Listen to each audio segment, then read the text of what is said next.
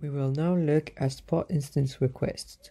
As we saw earlier, spot instance allow us to have up to 90% reduction compared to a non-demand instance. The concept is the following. We define a maximum price that we are prepared to pay for a spot instance, and if the price we have defined is higher than the spot rate for our instance, we keep it.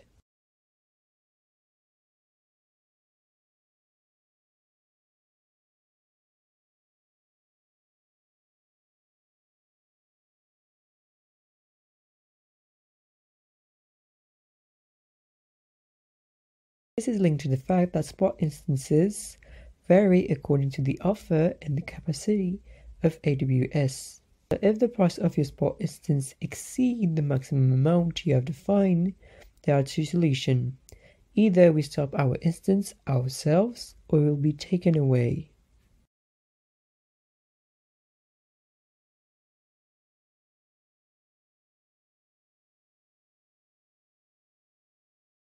We have the possibility to perform this task for 2 minutes after our maximum price has fallen below the spot price. Another strategy to avoid losing your spot resources is to use what's called spot blocks.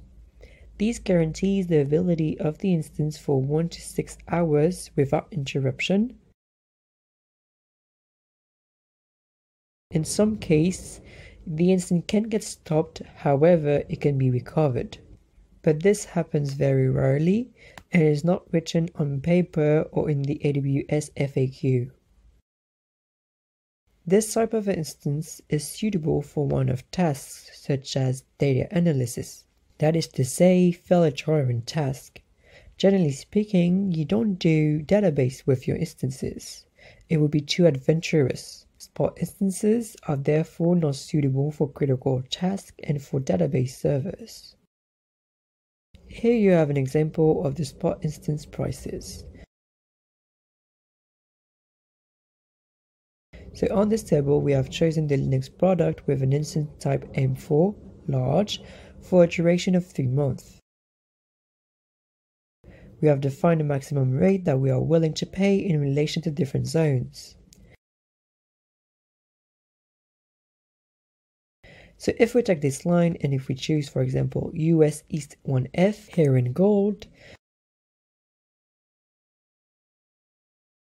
we see that when we subscribe, these spot instances are more or less aligned with my maximum price. However, here the maximum price of my spot instance is above than what I'm willing to pay. In that case, there is a risk of having the spot instance interrupted. Here, on the other hand, I can keep my spot instance, that is to say, start it and use it. On the other hand, you can see that here the prices are relatively aligned. There are no major changes except here for US East 1C.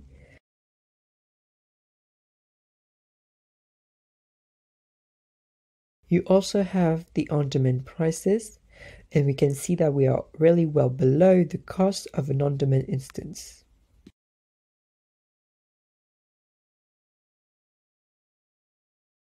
We'll now see how to switch off a spot instance.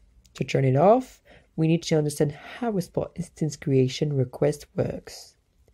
We are going to make our request, we are going to express a maximum price, we are going to indicate the number of instances we want, as well as the specificities of the launch.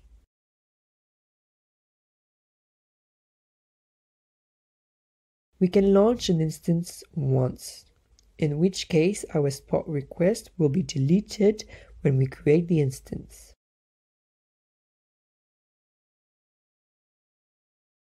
Since this is our case, when we make our request, we have to define the specificities of our instance and its validity period. The instance is launched once and our request is deleted here. The other mode of launching is the person mode. So we'll make a person request, our instance will be launched, we'll be able to stop it, restart it, interrupt it. But we'll always have our Spot instance request, which will exist in our Spot instance console.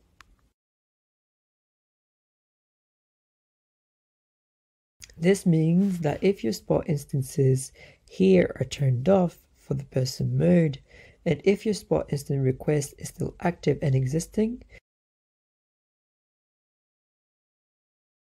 then it will find itself a way to restart your instances when your maximum price has gone down below or if your instances have been turned off by accident.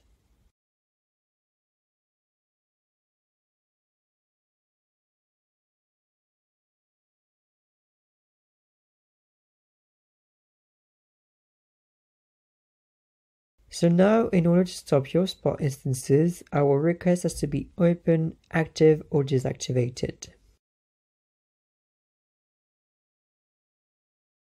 We don't need our Spot instance request to be closed or cancelled or failed. And so this also means that we can only stop an instance in these three cases.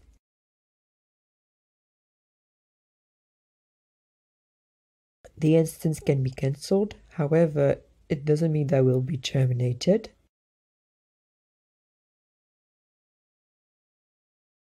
In order to cancel the Spot instances, we have to be in the case where our request has been validated until the end. Then we have to delete our request before we can delete our Spot instances. There are also Spot fleets. The Spot fleets correspond to Spot instances and instances on demand, but this can be optional. The fleet will try to reach the required capacity according to the defined rate, according to our maximum price. We can define pools of instances, the type of instances, the OS, the availability zone, the regions for each of our Spot instances. We'll also be able to define several pools so that our fleet can choose which fleet to launch in order to best fit our requirements in terms of price and number of instances. Fleets can stop and start instances if the defined capacity is reached or if the maximum price is exceeded. The strategies to allocate the Spot instances are the lowest price strategy. From the cheapest pool, we'll optimize the cost, which will imply a low workload. We also have a diversification strategy. Our fleet will draw from all the pools that we have defined to get the best value for money and according to the resource available.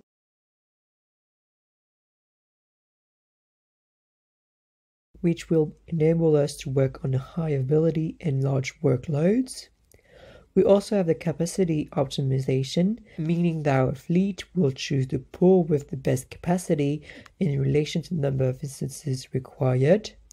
And finally, the fleets allow us to automatically request instances at the best prices, which is very valuable in terms of saving and costs.